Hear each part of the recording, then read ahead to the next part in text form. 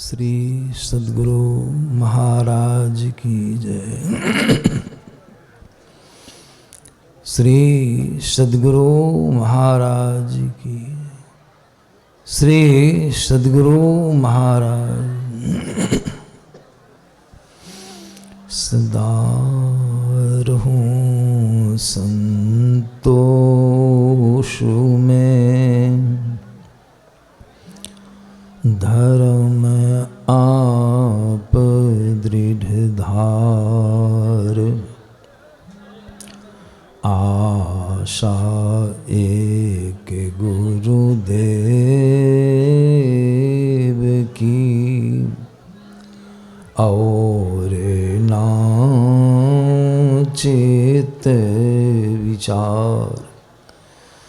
बंदों गुरुपद कंज, कृपा सिंधु नर रूप हरि, महामोह तम पुंज।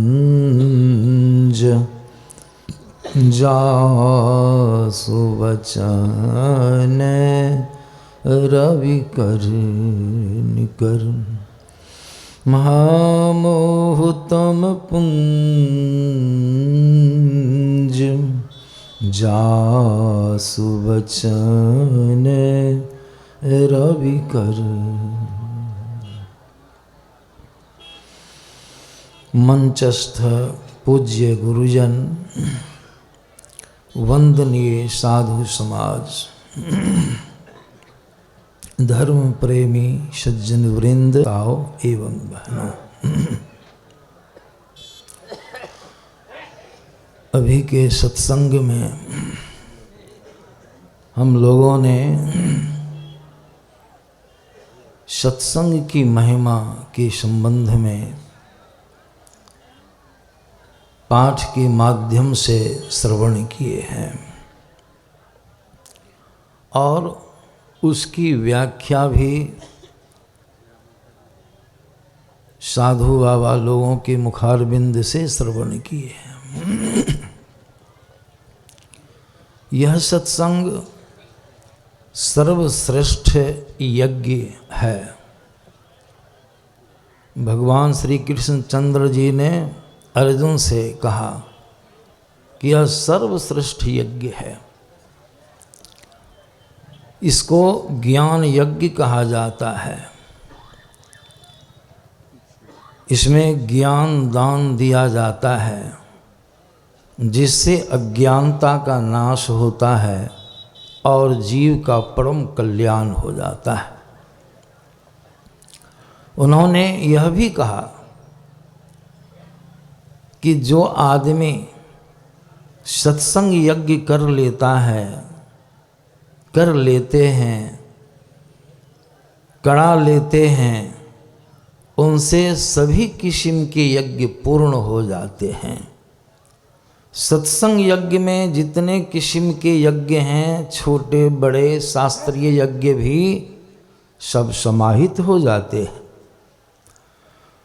उन्होंने बड़ा सुंदर उदाहरण देकर के समझाया कि जिस तरह से हाथी के चलने पर उसका जो पद चिन्ह बनता है, उसमें समस्त प्राणियों का पद चिन्ह समाहित हो जाता है, अट जाता है। उसी प्रकार जहाँ सत्संग यज्ञ संपन्न हो जाता है, उसमें सभी यज्ञ समाहित हो जाते हैं। हम लोगों के यहाँ भगैत यज्ञ भी होता है, यहाँ भी होता होगा, हम लोगों के अगल बगल में भी बराबर होता है। उसमें गाने वाले लोग गाते हैं, मैं उसको बहुत गौर से श्रवण करता हूँ। भगैत यज्ञ को मैं भक्ति यज्ञ कहता हूँ, भगैत सम्मेलन को भक्ति सम्मेलन कहता हूँ। उसमें जो भक्ता बैठता है, लोग उसको भक्ता कहते हैं। उसकी देह पर गोसाईं जी आते हैं, लेकिन उसको हम भक्त कहते हैं। अभ्रंश स्वरूप है भक्ता। उसमें भी ईश्वर की भक्ति लोग गाते हैं। गाने वाले पहले जब गाते हैं तो यह जरूर दोहा गाते हैं, आप लोग भी सुने होंगे कहते हैं संत सरोवर गंग जल, संत सरोवर गंग जल ताहि पखारो अंग, सो दहिया निर्मल भई नित साधुन के सत्संग। यह नहीं कहते हैं सो दहिया निर्मल भई नित भगत में, ये नहीं कहते हैं। वे लोग भी आपको सत्संग की यहाँ ही भेजता है। संतों के ज्ञान में आया है वह सब यज्ञ भी खराब नहीं है, सब यज्ञ बढ़िया है, लेकिन यह समझना है किसी भी बड़े से बड़े यज्ञों का अनुष्ठान करने पर अगर वह यज्ञ आपका सफल हो जाता है, खूब बढ़िया ढंग से शुद्धता के साथ पूर्ण हो जाता है, तो उससे जो सबसे बड़ा फल प्राप्त होता है मनुष्य को वह स्वर्ग। बहुत दूर जाइएगा तो स्वर्ग जाइएगा, स्वर्ग से आगे आप नहीं जा सकते। यह देखिए, समझ लीजिए, शास्त्र प्रमाण है। और स्वर्ग का समाचार कैसा है? और को तो छोड़िए, स्वयं भगवान राम जिन्होंने स्वर्ग का निर्माण किया, संसार का निर्माण किया, उनकी वाणी माया है। उन्होंने अपने मुखारविंद से कहा है स्वर्गो स्वल्प अंत दुखदाई, वहां जाएंगे। अभी बहुत से प्रसंगों को आप लोगों ने श्रवण किया है, लेकिन सत्संग जग से संसार के सारे वैभवों को प्राप्त करने के पश्चात अंतिम सबसे बड़ा फल है, बताया गया मोक्ष की प्राप्ति होगी। मोक्ष से तात्पर्य जन्म और मरण के महासंकट से आप उबर जाएंगे। जन्म और मरण, अभी तो हम लोगों का जन्म हुआ, हम लोगों का जन्म का मतलब शरीर का जन्म हुआ, नहीं कि हमारा जन्म हुआ। शरीर जन्म धर्मा है, मरण धर्मा है। जन्म हुआ बहुत कष्ट से, अब बाकी है मरण। मरण शब्द किसी को कबूल नहीं है, बहुत भयंकर शब्द है, लेकिन जो मरने की कला जानते हैं वो मरने शब्द से नहीं डरते हैं। इस जन्म और मरण का चक्र यह भी छूटेगा सत्संग के माध्यम से, और कोई उपाय संसार में नहीं है। सभी भ्रमों का भी अंत होगा तो सत्संग के माध्यम से ही, सारी शंकाओं का समाधान होगा सत्संग के माध्यम से ही। ईश्वर में, ईश्वर के चरण में अगर आपका स्नेह जुड़ेगा वह भी सत्संग के माध्यम से ही, और दूसरा कोई माध्यम नहीं है। इसीलिए इसको सर्वश्रेष्ठ यज्ञ कहा गया है। भगवान शिव जी की वाणी में आया है, कितने बड़े पुरुष हैं, जो कुछ नहीं जानता है सब भगवान शिव का नाम बहुत श्रद्धा से लेता है। भगवान शिव जी की वाणी में आया है बिनु सत्संग न हरि कथा। श्रेष्ठ स्थान सत्संग को दिए हैं। जब तक सत्संग नहीं तब तक कथा नहीं, कोई कथा, हरि कथा, कृष्ण कथा, शिव कथा, विष्णु कथा, कोई कथा होने वाली नहीं बिनु सत्संग। जब तक सत्संग नहीं तब। आजकल तो खास करके कथाकार लोग कथा कहते हैं। गुरु महाराज की वाणी में मैंने कल पढ़ा, एक जगह सत्संग में गुरु महाराज की वाणी में आया है, मैं कोई कथाकार नहीं कि आप लोगों को कथा सुनाऊं।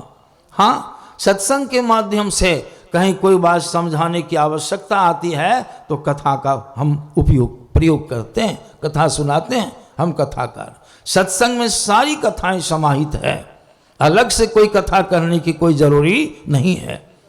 इसलिए कहा बिनु सत्संग न हरि कथा, तेहि बिनु मोह न भाग, अमोह गए बिन राम पद होत न दृढ़ अनुराग।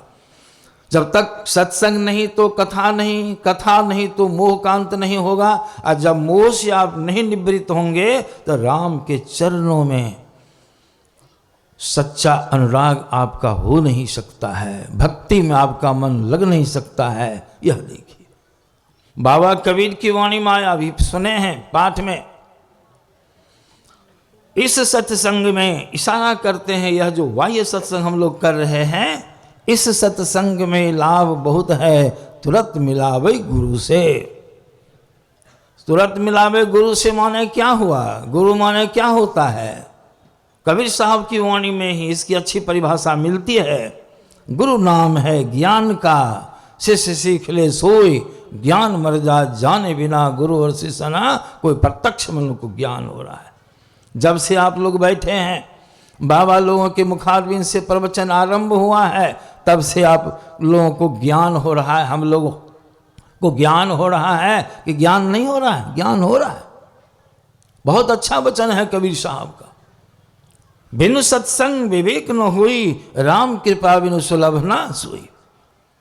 सबों को मालूम होगा, जो गरुड़ जी को भ्रम हुआ था, प्रसंग सुनाने का समय नहीं है, भ्रम से निवृत्त होने के लिए बहुत जगह गए, अंत में भगवान शिव जी की शरण में गए।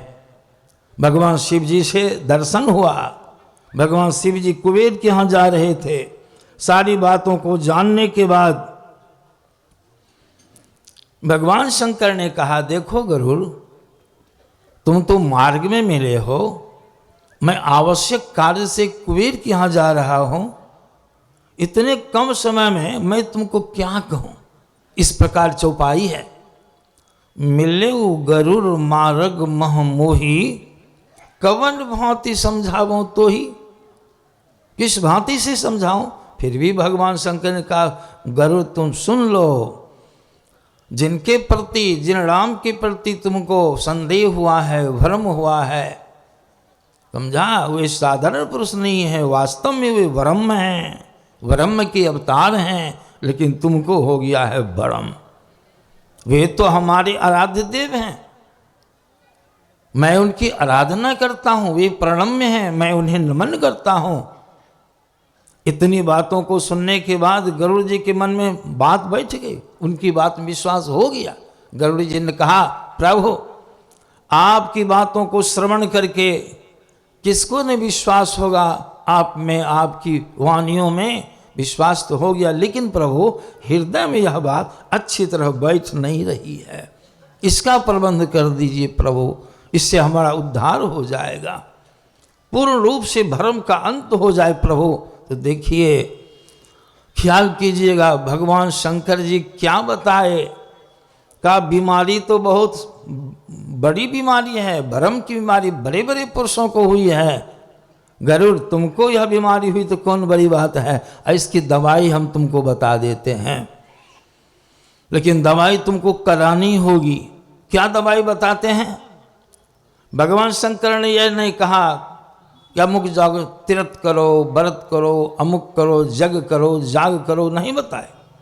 भगवान शंकर उतने बड़े पुरुष, महायोगीश्वर, उन्होंने कहा, जो बहुकाल करिए सत्संगा। क्या दवाई बताई? कैसी चीज है? हम लोग यहाँ आए सत्संग में, जो बहुकाल करिए सत्संगा, तब ही होई मोह भ्रम भंगा।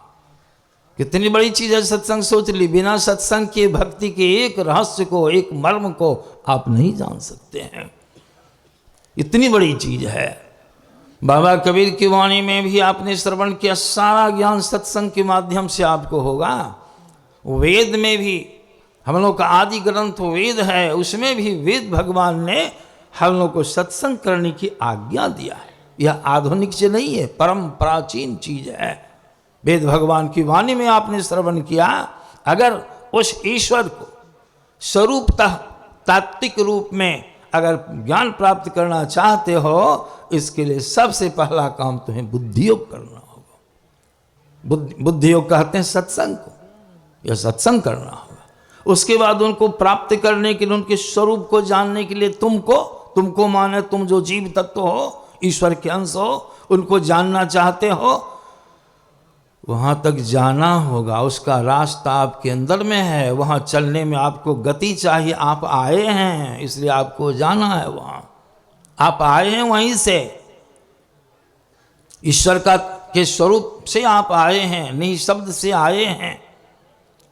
जो बाबा कबीर की वाणी में आपने श्रवण किया, मैं तो आन पड़ी चोरन के नगर, सत्संग बिना जिया तरसे। चोर की नगरी माने क्या हुआ? जो लोग सत्संग से जी चुराते हैं, सत्संग से कन्नी काटते हैं, बगल दाबते हैं, उस नगर में आ गया हूं। आज सत्संग बिना हमारा मन तरसता है। यह बात सुन आए। वैसे इसका एक अर्थ और भी आप कर सकते हैं, मैं तो आन पड़ी। मैं माने कौन? ये हम लोग आ गए यहाँ नौगछिया सत्संग पंडाल में बैठे हैं, यहाँ स्व शरीर आए हैं, लेकिन शरीर में कहाँ से आए हैं?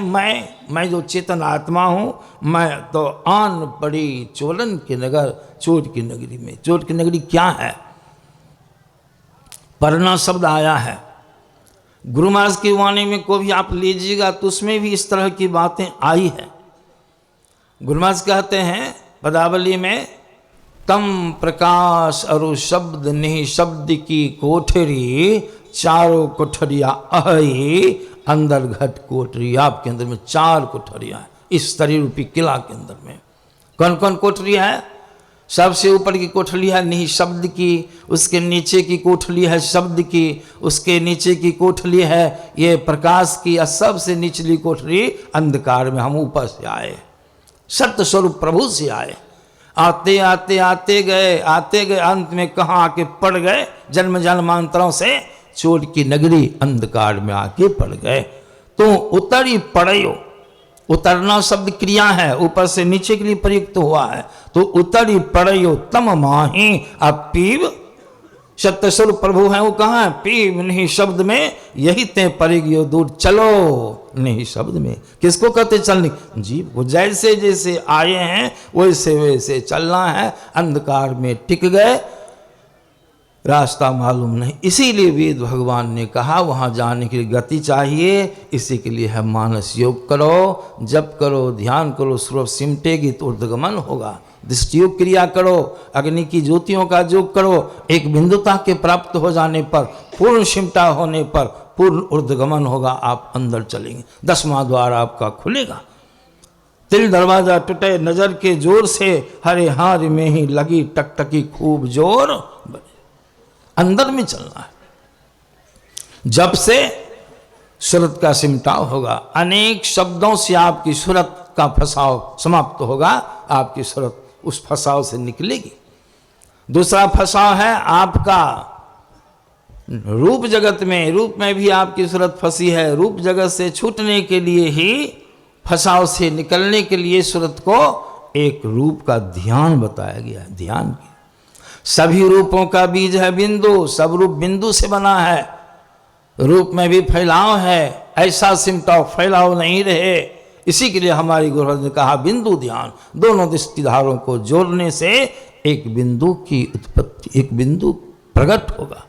उस बिंदु पर आप जब सिमट गए, अभी नख से सीख लो बिंदु प्रति में तुम आपका पसार है, लेकिन सिमट के एक बिंदु पर सिमटा ऊर्ध्वगमन, ऊर्ध्वगति होगी, ऊपर की ओर चले, ऊपर से ही आपका आना हुआ है। इस तरह से जब चलेंगे आगे की साधनाओं के माध्यम से, तो चलते चलते सब शरीर स्थूल सूक्ष्म कारण और सब छूट जाएगा। चलने में छूटेगा, आने में बंधन लगा, और चलने में बंधन छूटता जाएगा। कैवल्य मंडल में जाने पर, जहाँ सार शब्द की हम साधना करते हैं, वहाँ जाने पर वहाँ सब शरीर से उतर अकेले हो गए। आप अकेले, सब शरीर हट गया, आप अकेले रह गए। वहीं आत्मदृष्टि की प्राप्ति होती है, और आत्मदृष्टि की प्राप्ति हो जाने से परमात्मा की प्राप्ति हो जाती है। आपका कर लिया 1 नंबर का सत्संग, आत्मा का मिलन परमात्मा से हो गया। यह 2 नंबर का सत्संग, 1 नंबर का सत्संग, आपका परम कल्याण हो जाएगा। इन्हीं शब्दों के साथ अपनी वाणी में विराम देता हूँ। श्री सद्गुरु महाराज।